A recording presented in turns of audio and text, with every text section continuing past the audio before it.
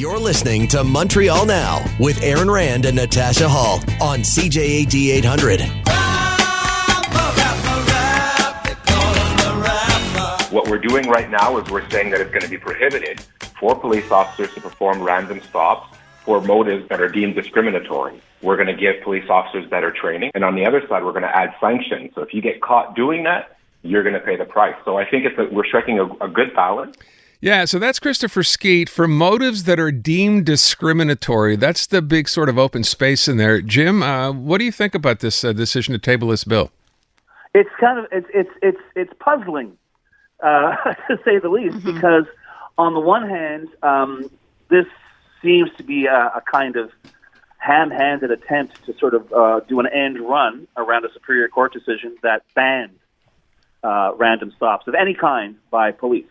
And the rationale given by the judge was these stops are a free ticket to racial discrimination. It's been going on for far too long, and it's just they're wiping their feet on the Charter of Rights. So no more random stops. You stop somebody, you better have a reason. And of course, the Quebec government, because the Highway Code allows for random stops, the Quebec government has appealed that ruling.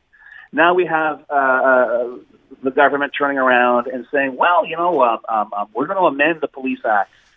And we have to be careful here, saying, you're not, the only thing they're banning is, if you actually, when you're asked to write up a record of your report on the stop, you're supposed, I guess you're not supposed to say, well, I stopped them because they were black. I stopped them because they were this color or they look this way.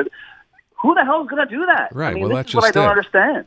And right now, if anybody, any of our listeners out there have to live with the reality in this town of driving while black, I don't think that's going to go away anytime soon. As for being able to take your complaint, if it does happen, Aaron, if you have to take a complaint, to the Police Ethics Committee. Let me tell you something. I wrote about that thing when it was created, and I still think they're in the process of hearing cases that were given to them when I wrote about them when they started, and this is like 25 years ago.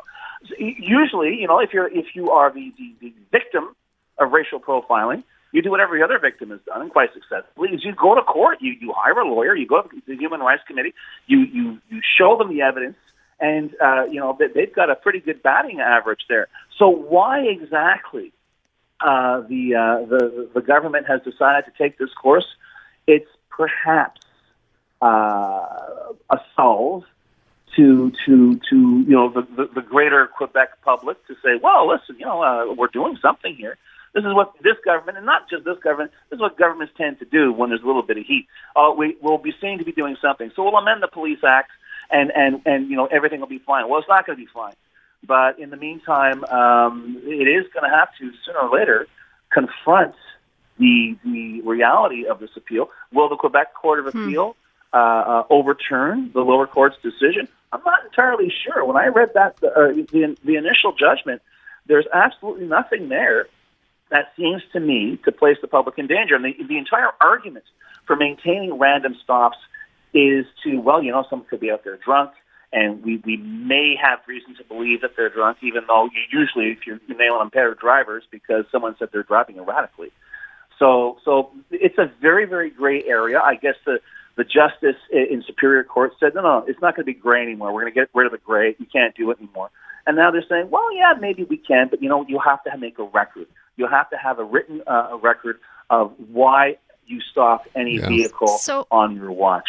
It doesn't sound like a big breakthrough for me. I mean, that's how I felt too, although I have to say after talking to Christopher Skeet, I was struck by the fact he said it, he has been a victim of racial profiling and been pulled over for driving while black before, and that he does seem quite personally invested. Now, am I being a sucker here? But I mean, he genuinely feels that this will make a true difference.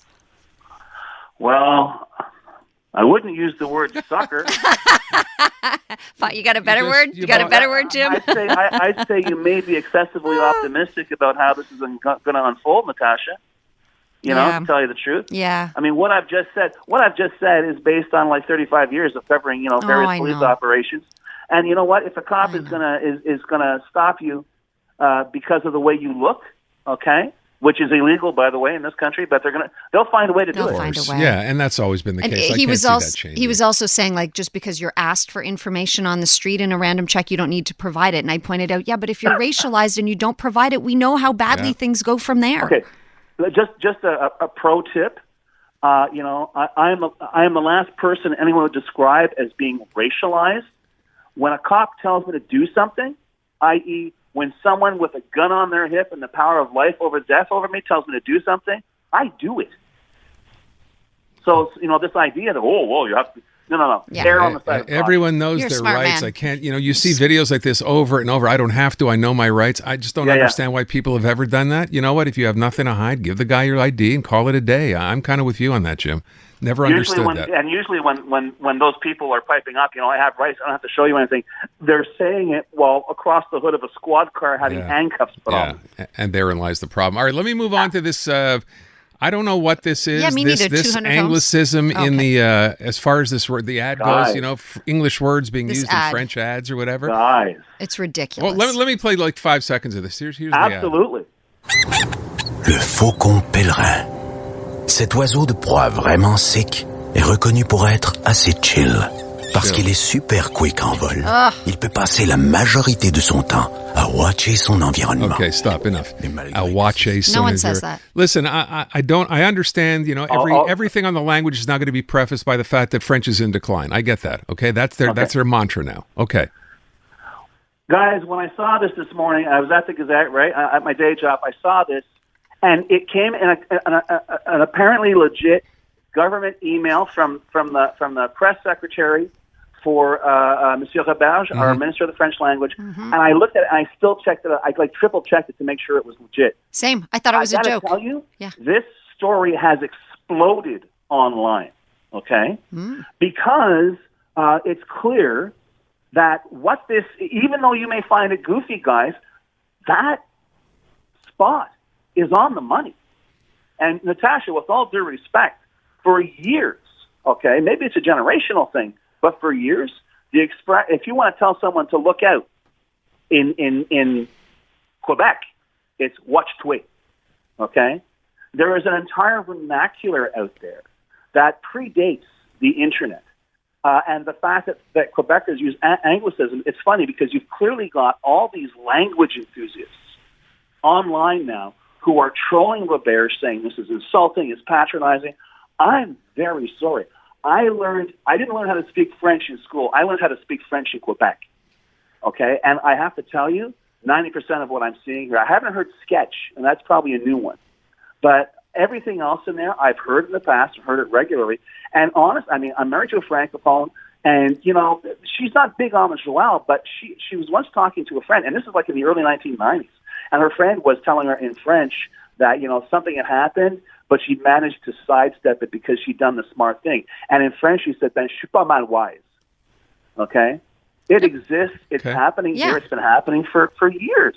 And the fact that, the CAC has said, listen, this is how some folks are talking. In fact, a lot of folks are talking like that.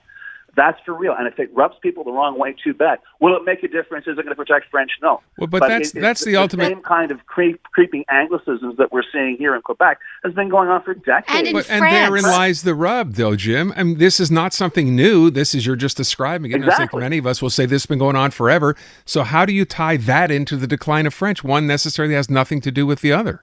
Well, perhaps in the same way as the CAC government wants to edge its way around racial profiling, it wants to also be perceived as having done something about this issue. Okay. Again, I don't see that. And I can see that the government would want to tie one into the other, but I think if you sit and look at this, you can say what you just said. We've been doing this. You've been hearing this for the last 20, 30, 40 years here. This is not new. One has nothing to do with the other being the decline of French. This will change nothing. Well, no, and they're getting blasted from all sides, guys. Don't get me wrong. Everyone's saying the same thing you are. Even the biggest language zealot who would prefer to see zero English at all, they're saying exactly the same thing. This is nothing. It's insulting. Yeah. Some people are saying, my kids don't talk like that. In fact, your kids probably do talk like that. But all that said, it's more performative politics. Yeah. There you go. Performative politics. My favorite. Welcome to Quebec. Thank you, Jim. Much sweat. Ouais, merci beaucoup, Jim. Je te vois sur le week-end. À demain. Okay.